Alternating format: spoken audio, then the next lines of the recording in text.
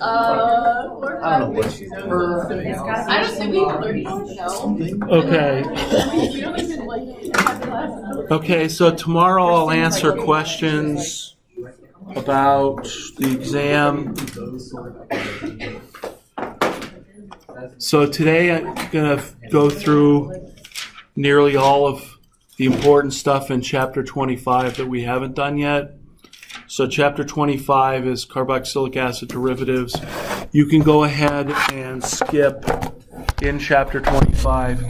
You can go ahead and skip these sections, 25.4, 5, and 7, because we're not going to go over that material, and I'll go through and try and delete those from the problem sets. So, in terms of carboxylic acid derivatives, we've done some of this, so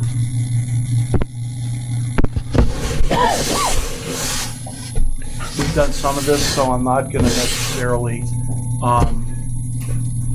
go over everything. But so, in terms of our carboxylic acid derivatives, I've written this list before. This list is written from top to bottom in terms of those that are most reactive, which are the acid chlorides, down to amides, which are the least reactive.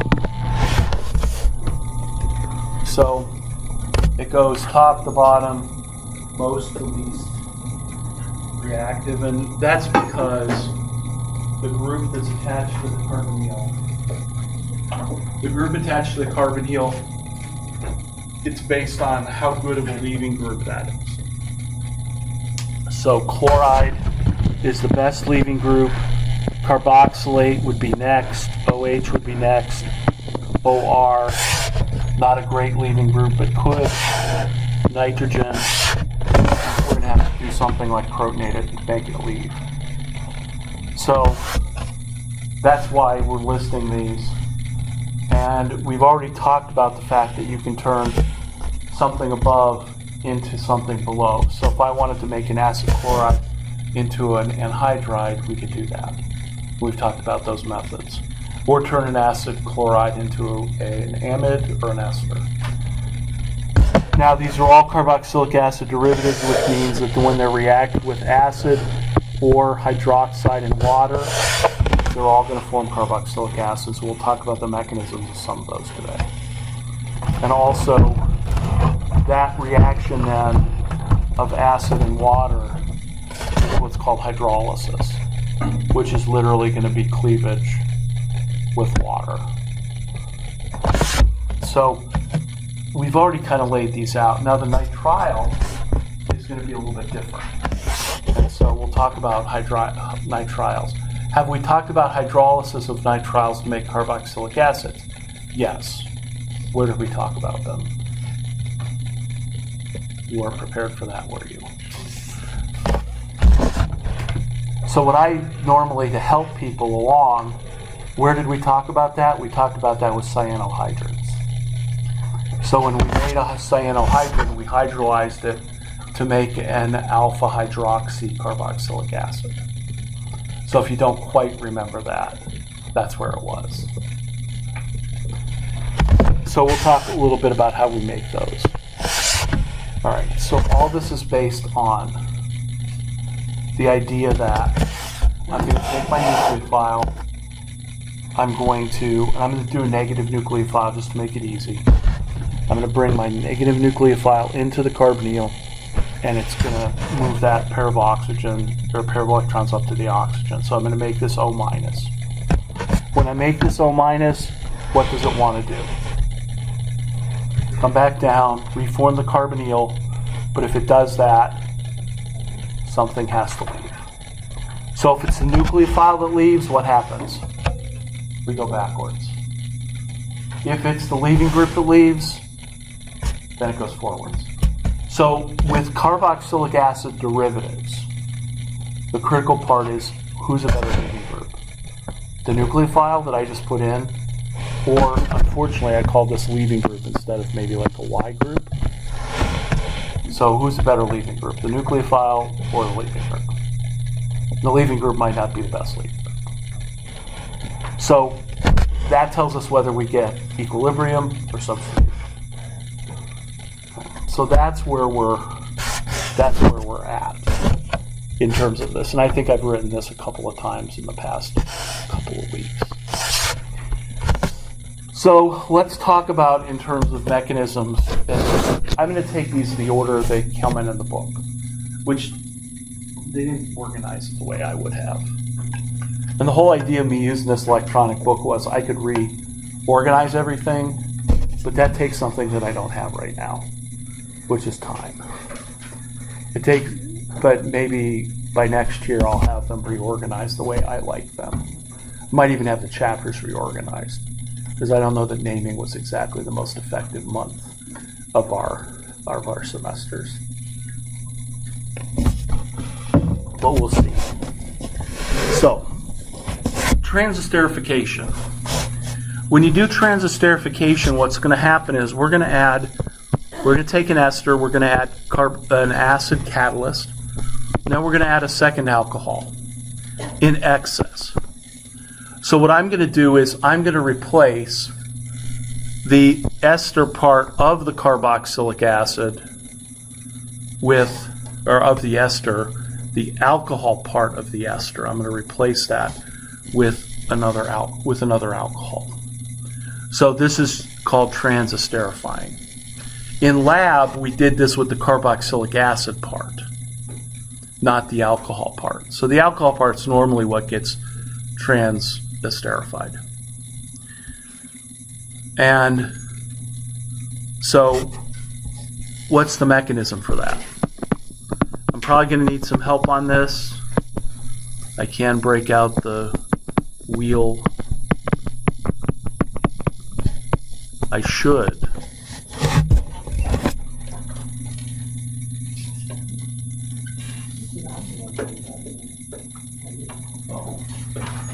Oh, it's right here. I should. Okay. Remember, somebody said that. I didn't. What's first step in this mechanism? My suggestion is that you take the easy questions. I jump all over those, Dylan. Protonate the oxygen with the H+. I could have said which oxygen, right? But it would have been the carbonyl oxygen.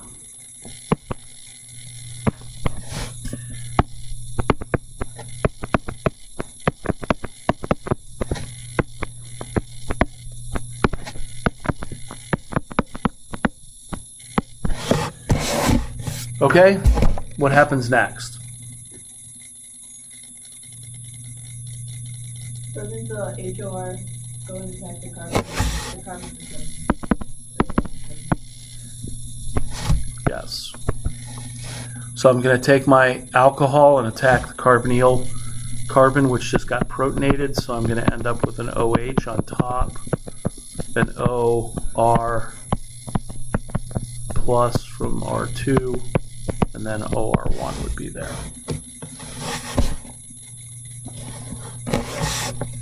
Now, the book mechanisms, it kind of takes some shortcuts when you look at those. So I might as well start introducing some shortcuts as well.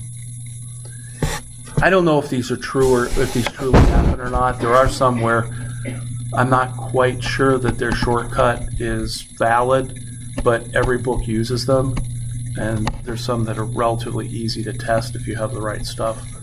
I just, again, don't have time. It's too valuable at this point. But what's going to happen in the next step? We're going to lose the H+. We're going to lose the H+, and then that H+ is going to protonate. If it protonates the OH, am I going to get to my final product? No. So it's going to protonate the OR1. It's going to protonate OR1 or OR whatever that thing is. So we could actually write that as one step. So we could say, okay, I'm just going to transfer the proton from OR2 to OR.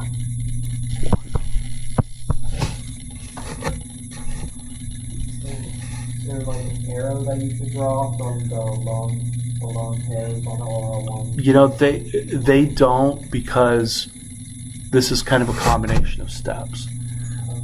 Because what I would say happens here is you lose the proton comes back on. Or maybe two of these molecules react together with the OR2 grabbing the proton from OR1 plus. But what I can almost guarantee doesn't happen is there's not enough space for those two oxygens to swing the hydrogen over. I'm pretty sure that's not going to happen. So what I'm trying to do here is just kind of show you, you're going to see these shortcuts when you look at the book. Right, that was a when, not an if. When you look at the book, you're going to see those mechanisms. So what I'm saying is, it's okay. We can do this. But just understand where it's coming from. If you don't like that, you want to lose the H plus and then put the H plus on the other alcohol, that's fine. All right, so now the final step is going to be take this pair of electrons, move it here, and then lose OR1. Or HOR1. So this is another one of those steps. I could probably make this multiple steps, but this is what you'll see every book do, whether it's legit or not. I think at this point, because we're in chapter 25, everybody's just too tired to write out all the extra steps. So I lose H plus, I lose my HOR1. So what drives this equilibrium then to transesterify? It's the excess of the second alcohol that we use. So maybe down here I protonate my OR2 and I lose that, but eventually, since there's more OR2, and normally by a couple factors, double or three times, eventually everything's going to get converted over to that new alcohol. So this is the mechanism for transesterification. Not necessarily the mechanism, let's say, for the one in lab, but this works because this is more traditionally done. And I'll come back. Where are there some important or useful transesterification reactions we can do? Yes, and I'll come back to that. So that's our mechanism. Notice the fundamental steps, though. They're pretty tedious. Protonate the carbonyl oxygen, have something attack. You've got acid around, so you can start protonating things, making them leave. It's ultimately going to depend on what do I want as my final product. Okay, acid hydrolysis. Now, the mechanism I'm going to show you for the acid hydrolysis of this ester is going to be very similar to the mechanism for hydrolyzing an anhydride, the ester, and the amide. All I would do is erase my OR group and replace it with whatever that other group is. For the chloride, it's actually a little bit simpler. So let's use this one as an example. First step. Protonate the carbonyl oxygen. Since we got that under control, let's make it totally complete. Protonate the carbonyl oxygen.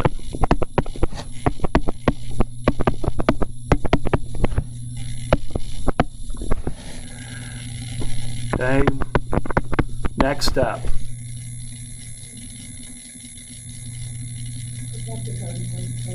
With water. So water is going to then come in, attack the carbonyl carbon.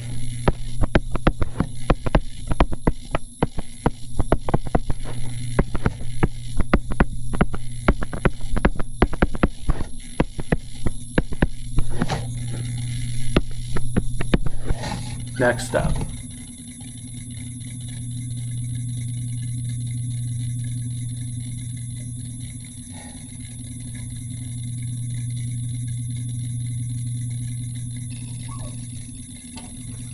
Too late. Although we can just make that. Calvin. The hydrogen from the water. And where do you want it to go? So let's combine the steps. So let's lose the H plus, but then put that H plus on what group? It would go onto the OR. Okay, so let's transfer the H plus from the oxonium ion to the OR.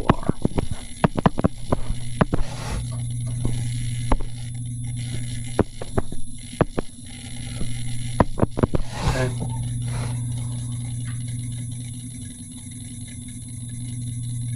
Final step.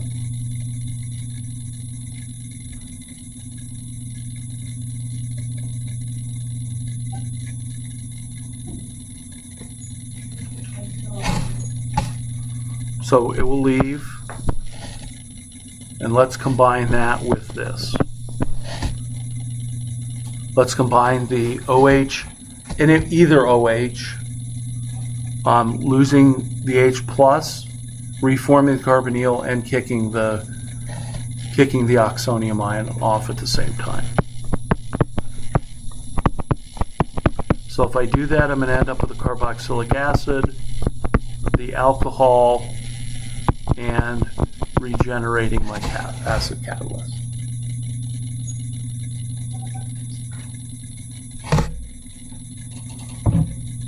So, I mean, those two shortcuts, you're going to see in all the mechanisms in the text. So if they can do it, why can't you?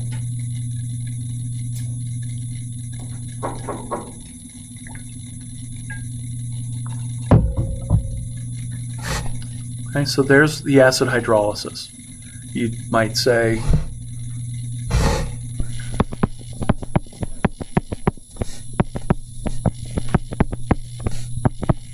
if I wanted to do my acid hydrolysis of the carboxylic acid anhydride, if I was to write if I was to go up here and replace that OR group with an OC double bond OR group, the mechanism already written. If I change the OR group to an N group for the amide, again, same mechanism. So acid hydrolysis of carboxylic acids, those 3 of the 4 mechanisms will follow exactly this. The other one with the chloride, I can just take chloride off, I don't need to protonate it. Now, there is a base hydrolysis of esters that has a twist. So we'll get to the twist. First step. I'm going to react this ester with hydroxide. Carbon's going to get attacked by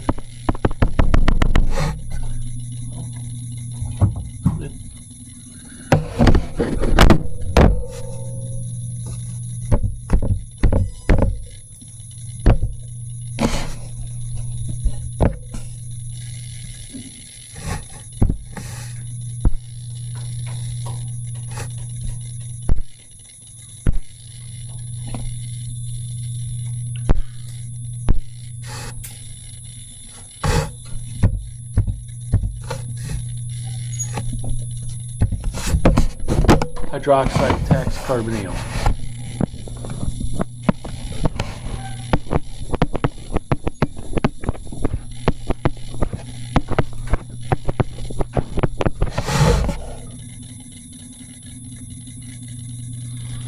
Okay. What happens next?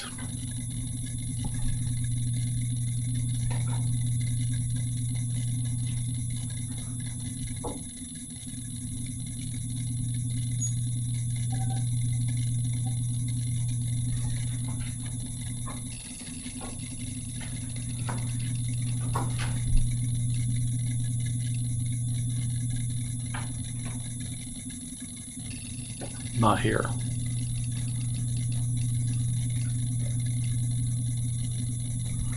Kevin.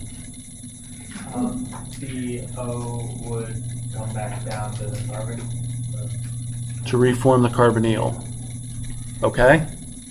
We all okay with that? Josh?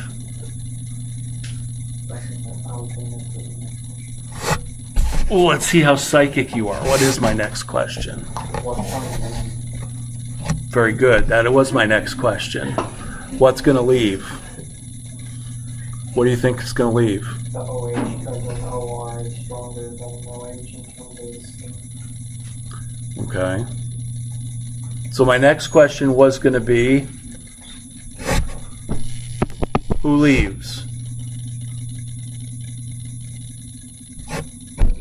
I can modify that question. What's a better leaving group? OH or OR?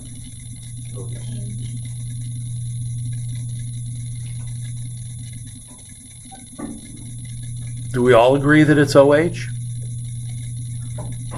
Do we know why? Because it's higher up. Okay?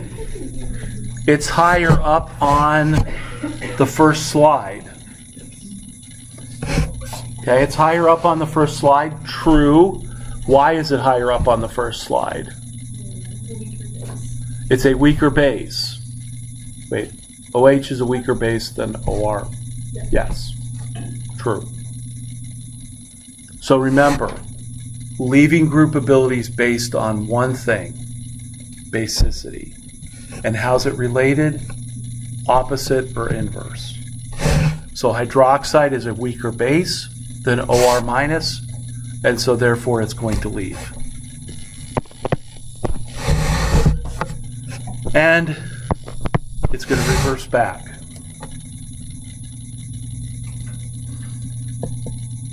Now, what's the problem? Problem is I'm not going forward, right? So here's the twist. The twist is, and I don't know, I can make up any number I want here. Let's say I usually stick with 10,000. Every 10,000 times, the OH leaves. But one time, the OR leaves.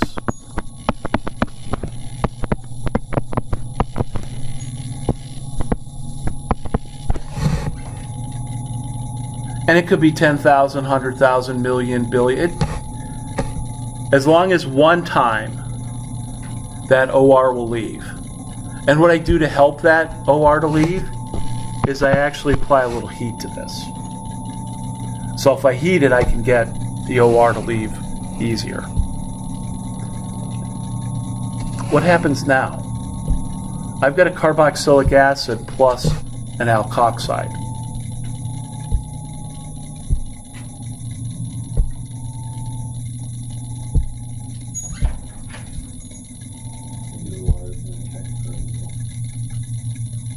No.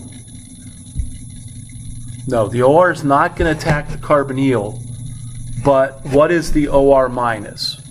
It's a strong base. And what's the carboxylic acid? An acid. So what's going to happen is this OR minus is going to deprotonate the carboxylic acid so that now I'm going to end up with a carboxylate and an alcohol.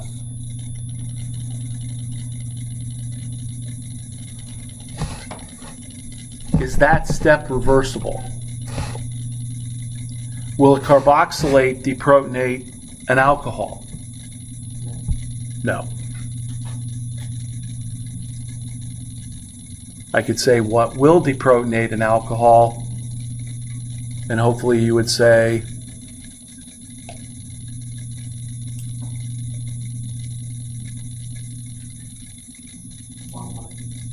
C minus, N minus, H minus. Those will all deprotonate the alcohol. Carboxylate, not one of them. So that step is irreversible. So it doesn't matter whether it's 1 in 10,000, 1 in a million. Eventually, all the material is going to end up over here. It's kind of like a sink, because those steps are irreversible.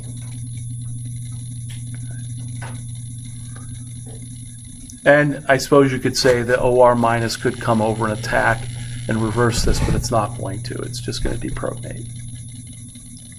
How many times have we had things over here that deprotonate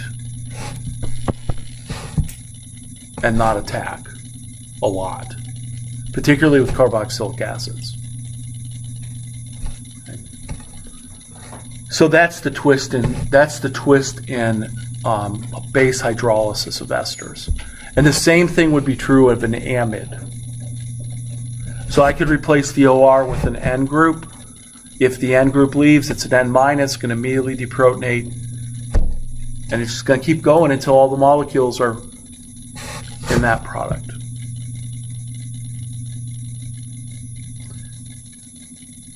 Yes. So even though that OH is better leaving group than OR, we're just gonna ignore that fact and keep going. No, we didn't ignore it. We didn't ignore it. We said 10,000, 100,000, a million times, it's just going to go backwards. Yeah. But that one time that it doesn't, that's what's going to eventually drive all the product here. So we didn't ignore it. We just said it's unlikely, but when it happens, it leads to product. And so I'm going to help that out by heating the system. So this is called saponification. This is the old school, like old from the beginning of time method to make soaps. So what's this?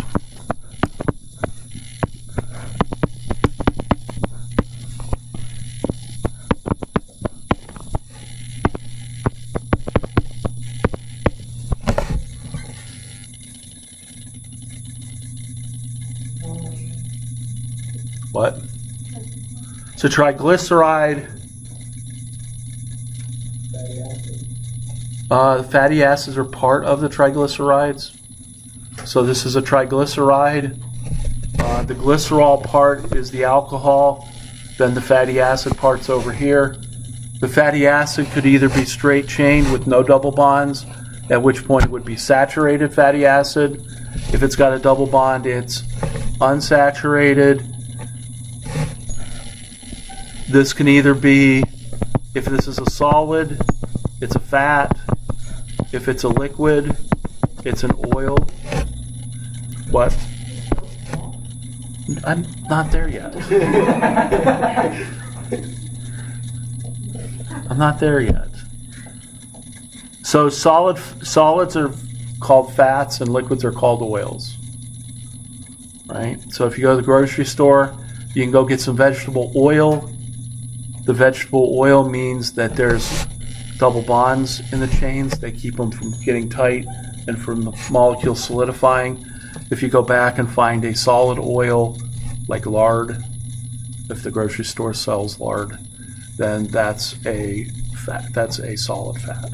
If you go and get Crisco, Crisco is a non-natural fat. And what they do is if there's a double bond here, they add hydrogen and palladium to it in order to change the liquid into a solid. And then, of course, if you don't get all the double bonds hydrogenated, you end up with a partially hydrogenated fat. And there's a whole sequence of which one of these things will kill you quick, over time. Right? Saturated, unsaturated, partially saturated, partially hydrogenated. That's the bad term. So what do we do? If we treat this with sodium or potassium hydroxide, which is called Y, we will make the glycerol and then our three deprotonated carboxylic acids, our three fatty acids. This is the soap part because it's got a hydrophilic and a hydrophobic ends. Right, so if you go and if you want to make your own natural soap, which some people want to do nowadays, right? You can go to some places and they'll say, oh, this is a handcrafted organic soap. They had to start with either a solid fat or an oil. And you got to make sure that you wash it thoroughly to get out all of the glycerol as well as all of the sodium hydroxide. So soaps have been around as long as we've had fats and lye. Where does lye come from? Burn a piece of wood and take the cinders and throw them into water and you make lye. So there's more than enough, there's not more than enough. There's not more than enough animal or plant fats to make soaps. That's why we have detergents. But we can make those by hand. That's all you need. Probably a coconut oil. When we did it, when we had kids camp that Faith ran, we think we used coconut oil and lye. Yeah, it was 5th through 7th graders. It was fun.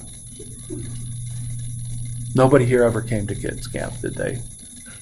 Occasionally, there is a whole family that came that graduated from here, and then somebody else just recently told me, "Oh yeah, I came to kids camp." Really? You never said anything? Graduating senior came to kids camp and didn't say anything?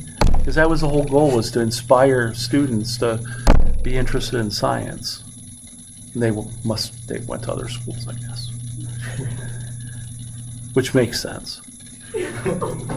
Well, local people don't want to go to local schools, right? If they can get away, they'll get away. Okay, so that's the soap. So that's where saponification comes from. Now, I will also throw in transesterification into this, because if you want to, you can also take this fat or oil and you can also treat it with methanol and acid, and then you can convert. You're still going to end up with glycerol as the final product, but then you're going to end up with a methyl ester of a fatty acid, which is called a fatty acid methyl ester, which is called a FAME. This is the way to make biodiesel. So if you have waste oil or waste fat, like from a restaurant, from the cafeteria, you could make either soap or you could make biodiesel out of it. University of or Loyola in Chicago has they have a whole plant where they do this. They make little things of soap and they make biodiesel for their vans and stuff to run on. Somebody asked me if I want to get involved, and I said no. And waste, so that's how you do this. And you can make that fatty acid. This will burn a lot cleaner. Got to keep the glycerol away. Got to really wash the glycerol out, because if it gets in a car engine, it's going to gunk it up over time. And you have to keep the methanol out of the final product because it'll change the flash point of the fuel. And you just don't want these things spontaneously exploding. So it's not as easy to make this stuff. It's not like you can just go hijack a couple of tons of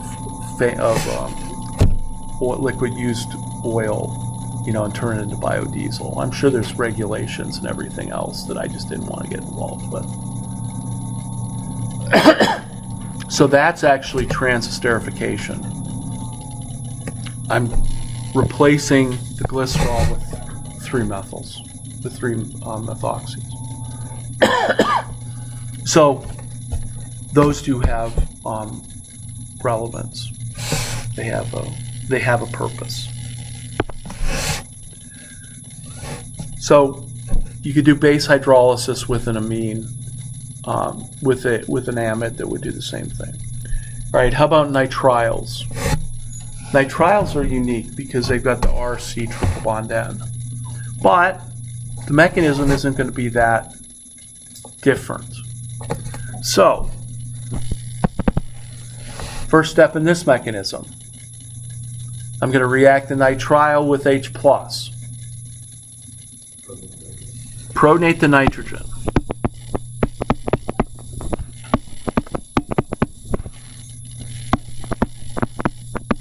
Second step.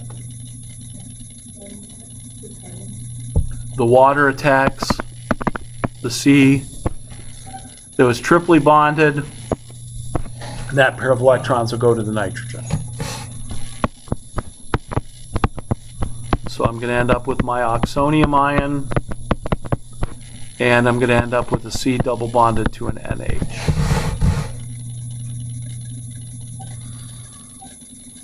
Okay, let's lose the H+. And we can lose the H+. Most likely the H+ is going to be picked up by the nitrogen. So it's going to look like that.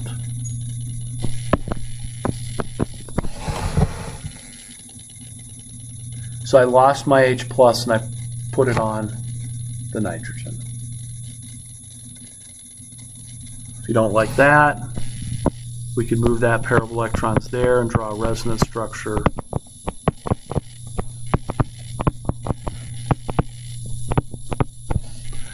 All right, I need another water molecule. What's it going to do?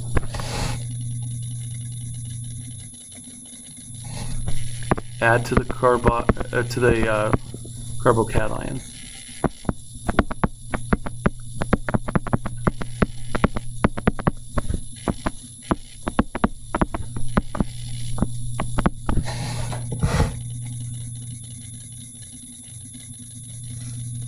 Lose the H+.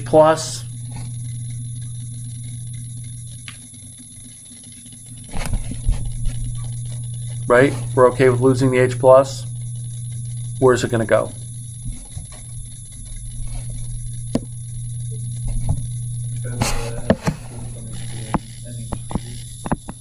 Okay. Now I've got my NH3+. Right. Remember, my goal is to make a carboxylic acid. What's my final step then?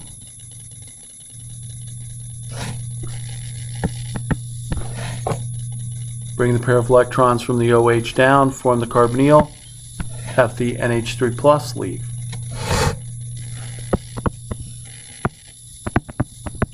I just formed the carboxylic acid and NH3+.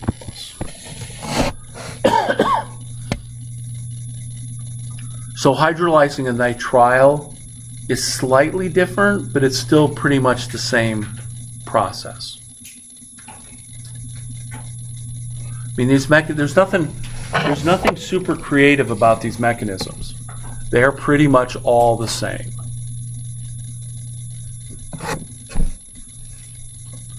Okay, so I can hydrolyze. That's the mechanism of hydrolyzing the nitrile, which we do in acidic conditions. We could do it under basic conditions, but acidic that's all we need to know. Okay. All right, everybody kind of with me? Oh, good. Now we're to the review time of the class. So how many of these reactions do we know? I think we know all four of these. So what's left is we need to take these carboxylic acid derivatives and we need to add to them either a Grignard or an RLI. They're the same. Or a cuprate or lithium aluminum hydride or lithium triterbutoxy aluminum hydride. Those four things. And they're paired up. So which is more reactive? Grignard organolithium or lithium cuprate? Which is more reactive? The Grignard's more reactive than the lithium cuprate. Or the lithium cuprate's less reactive, which is what we said last week and the week before. Which is going to be more reactive, lithium aluminum hydride or the terp-butoxy?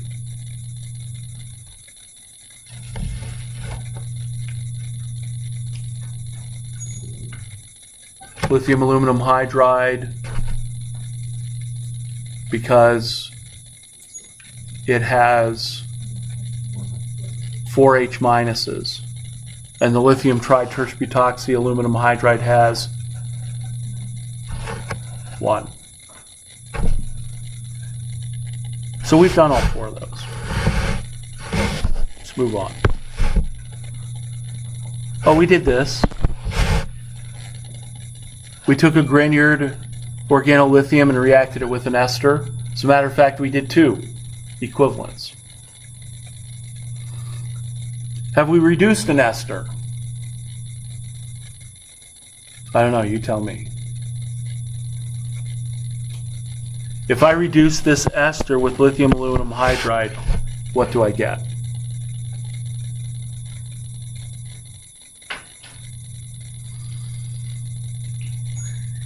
Josh? You're going to get a primary alcohol.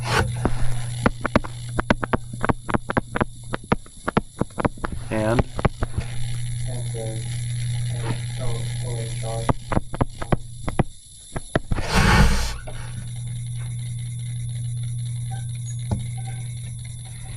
So esters get split in 2. The carboxylic acid part of the esters become a primary alcohol. The alcohol part becomes its alcohol.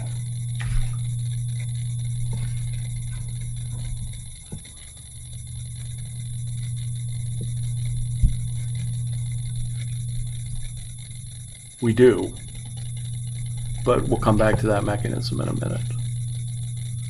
And then our nitriles and our amide, we haven't really done those.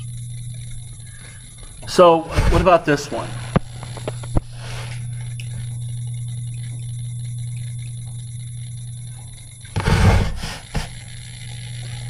Lithium triterp-butoxy aluminum hydride plus an ester.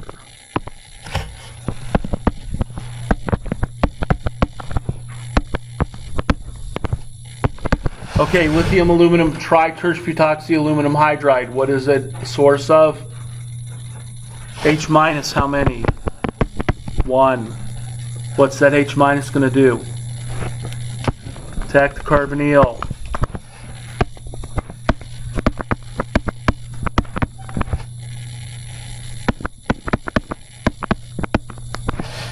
Okay, the 1 H minus attacks the carbonyl.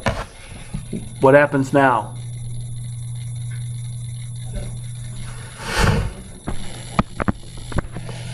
Okay, if it's going to do that, what has to happen? Somebody has to leave. Who's going to leave? OR.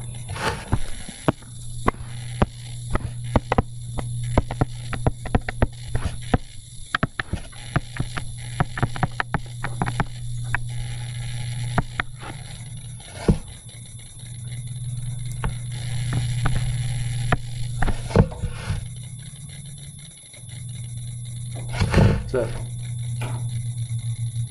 I got no more H minuses to add.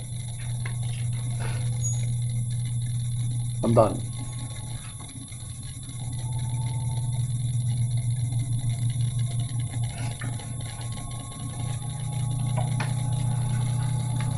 So I get an aldehyde.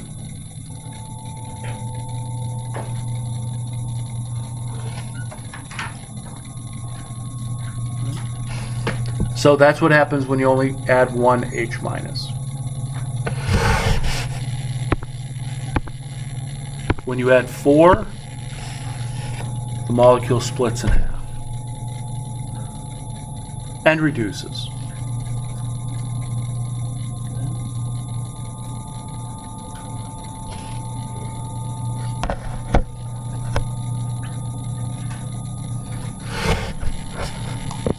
what happens here? Lithium aluminum hydride, 4 H minuses plus the RC triple bond N.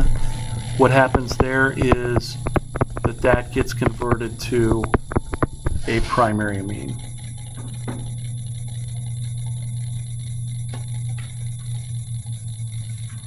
And that has a really unique mechanism, which is in the textbook. It's one of those things where the aluminum hydride is going to play a role. What do you think happens here?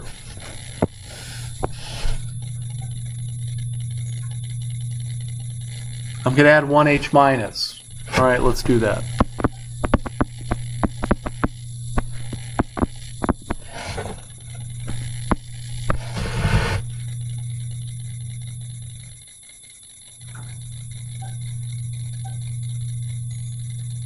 My H minus came in, attacked this carbon, pair of electrons moves to nitrogen, there's my compound.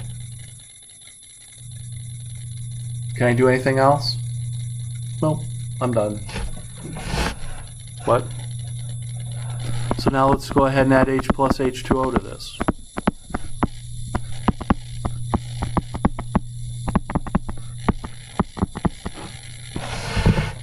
Protonate the N minus to an NH.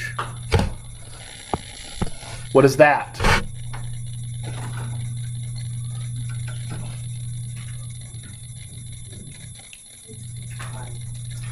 What letter did you start with what you say, Sana? It's an imine, yes. It starts with an I. No, that's fine. I means probably better. It makes it absolutely clear that it starts with an I. And that is because that comes, well, next question. Is the imine stable?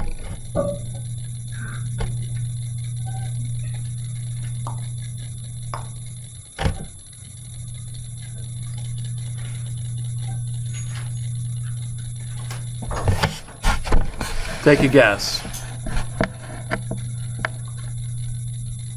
What was the guess? Take a guess. No, correct. It's not stable. But what does it go backwards to?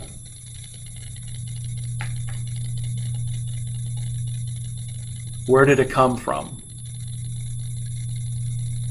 It came from the reaction of ammonia with an close. It's an aldehyde in this case because of the H.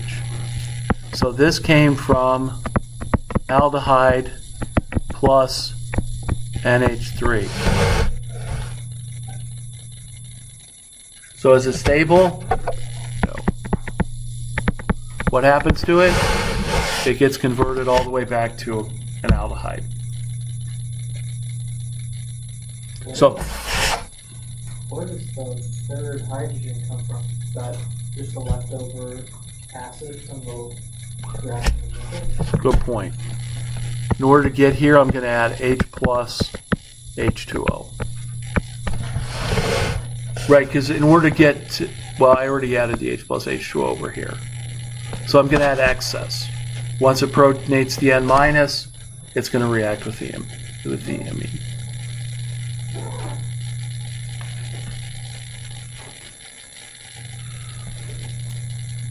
You could probably figure out the rest of these reactions by doing that. Or this is from the book. Here's a summary of everything you can do with an acid chloride.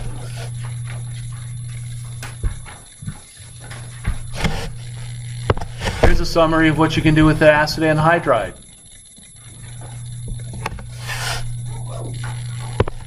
Here's what you can do with an ester.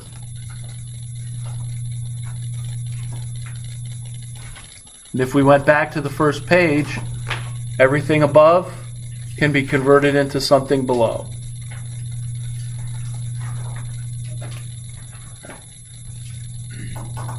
So maybe I'll mop up the other two reactions tomorrow.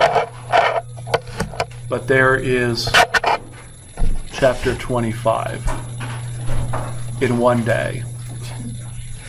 Right. If you have questions, email me, come see me, bring them to class tomorrow, and we will go over them.